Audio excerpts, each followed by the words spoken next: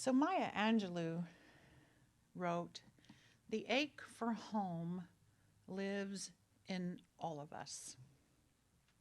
So I invite you to take a piece of paper out. It could be the little note page from your program or whatever you have to write on. And if you don't have anything to write on, just think about it for yourself. But I want you to think for a second about 3 words that you would describe your ideal feeling of home. What 3 words do you ache for when you consider the word home? What 3 words do you ache for when you consider the word home? Derek's song perfectly illustrated that at different points in our lives, those words might be different. So what for you now do you want to describe your ideal feeling of home? And as you consider those 3 words and think about them, do you think you would have named the same 3 words earlier in your life? Or have they changed over time? How you think of your ideal home, has it changed over time? And if you consider those 3 words further, do those words actually describe what you want to feel inside your very self? Think about that. Think about those 3 words. So I want to talk about this. We're spending the month of November focused on the concept of spirituality and home. And the word home means so many things, doesn't it? You know, for some of us, home means the structure that we live in. And for some of it, it means the place we grew up. And for some of it, it means a state of mind. And for some of us, home means that, kind of certain feeling inside ourselves. And for many of us, I believe the meaning of the word home evolves over our lifetime of experiences as we evolve. So when you think about it, every creature on earth needs a home. So let's start defining what home is and what it means to each of us. So to get some wisdom on this, I looked up on the Habitat for Humanity site. And on that site, they asked people what home meant to them. And here are a few of my favorites because they seem pretty common and relatable. So a woman named Kelly said, "Home is the base where everything begins." Someone named Kathy said, "Home means 3 words: safety, security, and stability." Mary Kate says, "Home is simply wherever you are, surrounded by people you love." And then Linda said, "Home is a safe haven and a comfort zone, a place where we can just be ourselves, our shelters and our sanctuaries." So these quotes really illustrate that the definition of home evolves as we go and changes from person to person. That concept of home is not necessarily universal. And my talk title today is "The Ache for Home," because I believe what Maya Angelou said. The ache for home lives in all of us. And since we each define home for ourselves, we may all ache for something just a little bit different. And I believe that we spend our entire lifetimes defining and redefining certain words and concepts. And I think home is one of those words and concepts that we spend our years working to define for ourselves. And I know that's been the case for me. So, for those of you who know a little bit about my background, I grew up moving quite a bit. I teased that my dad was in the witness protection program and I kept blowing his cover because I'm so talkative, but that's really not the case. Really, his job just required him to relocate all the time, and it wasn't the military, by the way. But that kind of childhood experience never gave me room to get too attached to a place, right? So my definition of home early in my life was not attached to a structure I lived in. My early concept of home meant the stuff around me. So the familiarity of our furniture and our other belongings, those are the things that allowed me to call a place my home. So if I had my stuff around me in my room that was mine, I was home. I can remember waiting for the boxes that said Laine on the side of them. When those got out and I could unpack them and put my room together, my little radio, my alarm clock, my bedspread, my little white bed, all of that. When I could have all of that around me, I was home. And I also remember when my mom would finally get the sofa out, and then that's our living room, and then this is our dining room. The stuff is really what made it home. Things defined home for me. And I carried that understanding of home into my adulthood because home was where my stuff was, literally. And it was such an external definition of home. These anchoring objects signaled to my heart that I was home. And believe it or not, some of those very same things are still in my home today. So fast forward a little bit. As I've aged, I continued the moving theme, right? I've moved quite a bit compared to other people. I've lived in 8 different states and more dwelling places than I could ever count. I'm like a nomad, actually. So on into my life, home has never meant a physical place for me. More like the old saying, instead of home is where your heart is, home is where you hang your hat. My hat, when I hung my hat, I felt like I was home. So you may wonder, well, how did that kind of growing up impact your living? I think the attachment to stuff as my definition of home or my symbol of home is the root of my deep sense of sentimentality. I have a hard time, getting a new sofa or new dishes or whatever, because those are things that mean home to me. Photographs and art, those are things that make my home my space. And letting go of things that define my home has been very challenging for me throughout my life. But I think the opposite is true for folks who, if you read Heather's newsletter article this week, she talked about living in one childhood home where her parents still are there, and they've lived in their house, 20 years, she said, or something. It's like crazy. I can't even relate to that. So the structure located at the person's address is more what home is rather than the contents inside the structure, maybe, right? But how does that definition of home impact a person's life? I've met many, many people who just can't imagine being able to move or relocate the way I have. They're attached to a place or a town or a home, or much like I attach to objects. And the things inside the house may change, but as long as the structure's the same, they're still at home, right? And here's another interesting thing I've learned about myself and my growing definition of home. Some people define home by the people around them, like one of the Habitat for Humanity quotes was about, as long as I'm surrounded by people I love, I'm home. So the dynamics in my family of origin, quite frankly, did not create strong bonds between our family members. So for some people, I know that as long as they're with certain people, they can consider themselves a home, but that was not true for me, right? My family members scattered. Right about the time I became an adult, everybody kind of went their separate ways. So people did not define home for me, especially if I was moving all the time. Nobody was really around me my whole life until my daughter was born.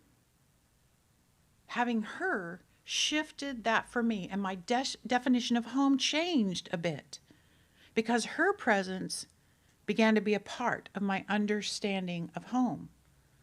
But before Kelsey, people were pretty much interchangeable. As long as there were some people on my stage, that was fine, but that wasn't what home was.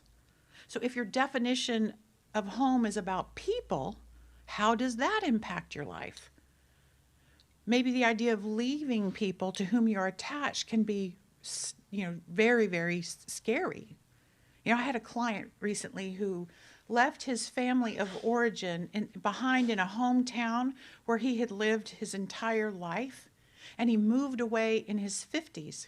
And quite frankly, dissolved into anxiety because he hadn't realized that leaving a place was not the traumatic part. It was leaving his identity around that place of home.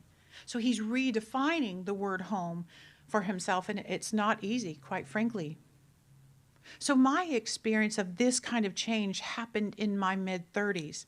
After living there for nearly 20 years, I moved all the way across the country from Georgia to the Washington state. And I thought I would be fine because what? I had my stuff. Of course, I had my daughter. So home is where you can move, right? You have your stuff and your kid, you can go. But when I was living out there, my definition of home evolved once again. And this time, home became something a little more vague. And I discovered it when I was listening to the radio one day shortly after I moved there. I was just talking to Terry about this the other day. There was this song by an artist named Buddy Jewell. Not a very popular name, but that's his name. And when this song came on the radio, I would cry. It just touched me so deeply. It was called Sweet Southern Comfort. Maybe you know it. The song describes the South in such beautiful, poetic ways. I'm not even an Alabama Crimson Tide fan. I'm not. Go Dogs. But when they sing Roll Tide Roll in that song, I felt the deep homesickness for the South. That was just an eye-opening, shocking experience for me. I never thought of the South.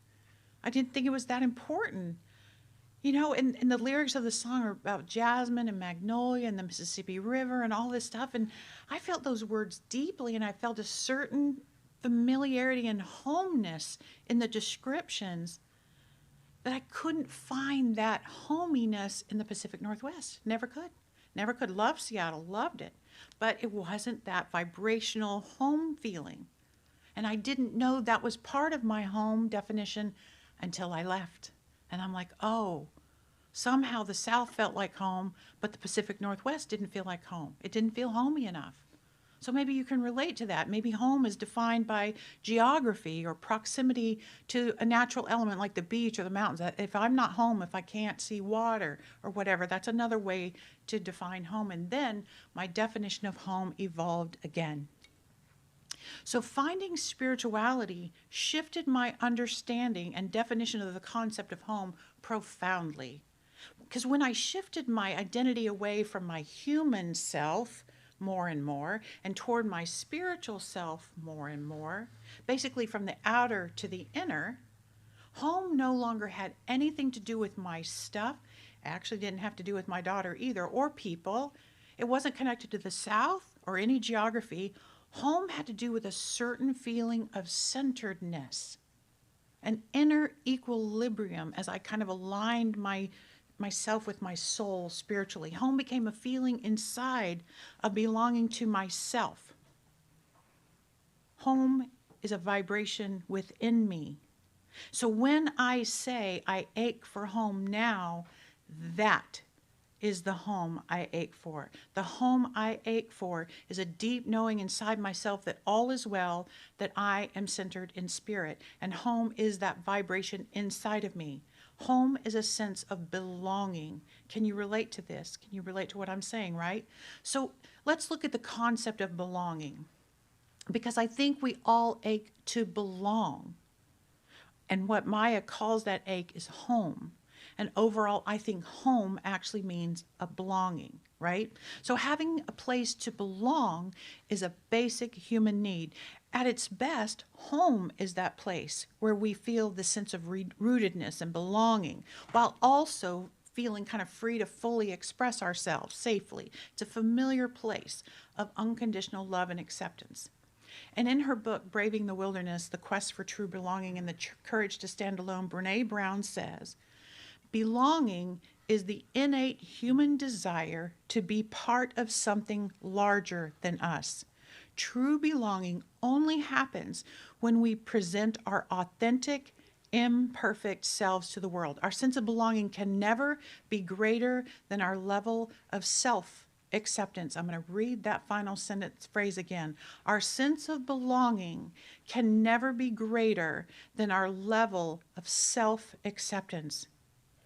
But I think what happens to us is that because we're defining home as something external to ourselves, we're dependent upon something out there to fulfill our need for home in here. And when we do that, we set ourselves up for disappointment and hurt over and over. Because maybe we lose our structure because of something beyond our control, like a financial reasons, or nature comes and like wipes away your home, which we saw happen recently. A building perhaps is being repurposed and you have to move. You know, whatever can happen, we can lose our structure. And sometimes we lose our stuff because we need to relocate, or a breakup or a dispute of some kind. You might lose your stuff. And sometimes the people around us disappoint us. Am I right? So if we're defining home as people, they're going to disappoint us. Friends betray us, families move, they disagree, relationships end, whatever. That happens. And because all of these things do happen and they're normal, we often lose our sense of belonging and therefore our sense of home. So our lives no longer reflect our outward sense of home, and along the way we can start feeling detached. And quite frankly, we start feeling alone or lonely.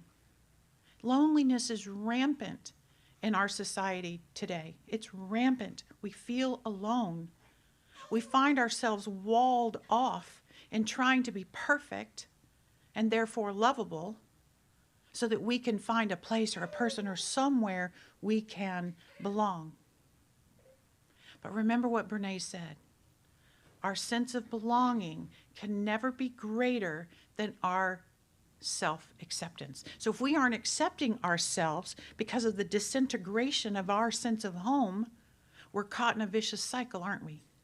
We lost our sense of belonging, and so we are not perfect, and so then we don't accept ourselves, and therefore we can't belong, and it's just around and around we go in that.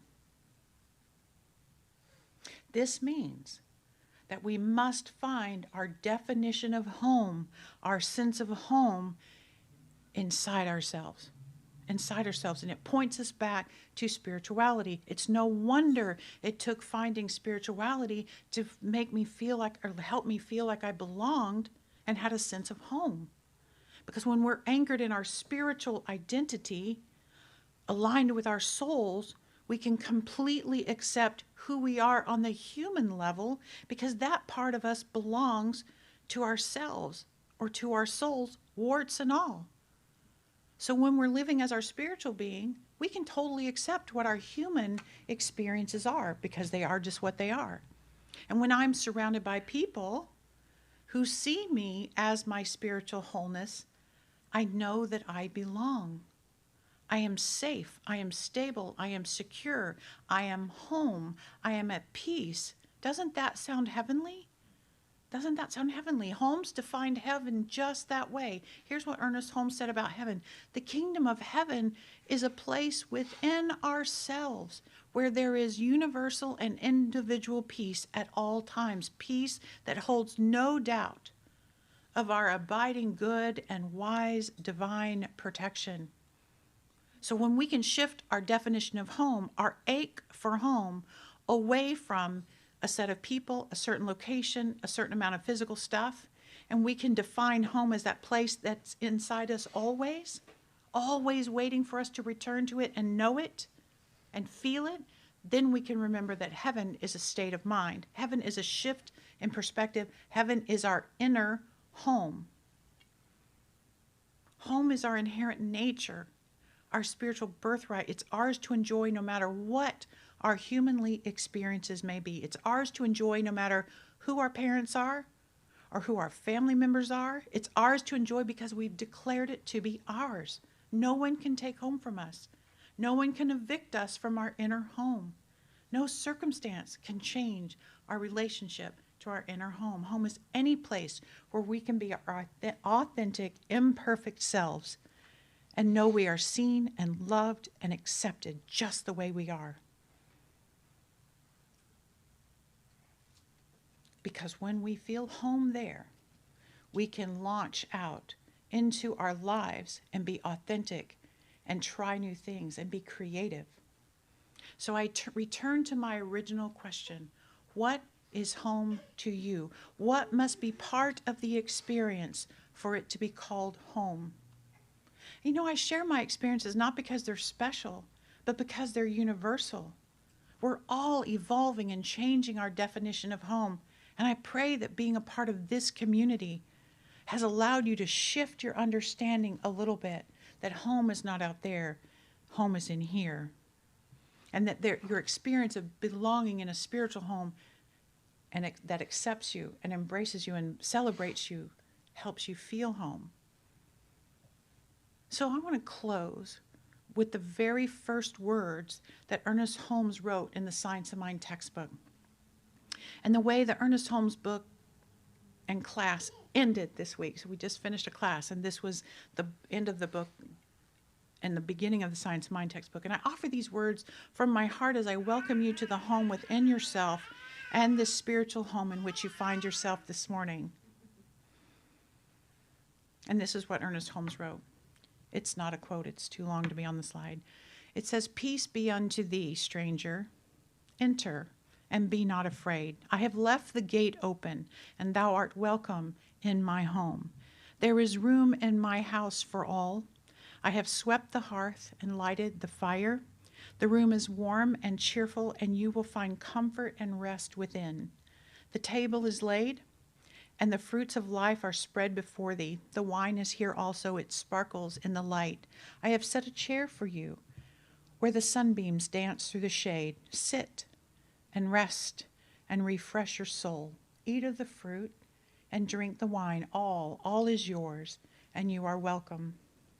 That's Ernest Holmes. So I add just to say, may you find home inside yourself, and may this community continue to be a physical home for you too. There is food out there, and there's a lot of it. So happy Gratitude Potluck Day. Welcome home. Literally.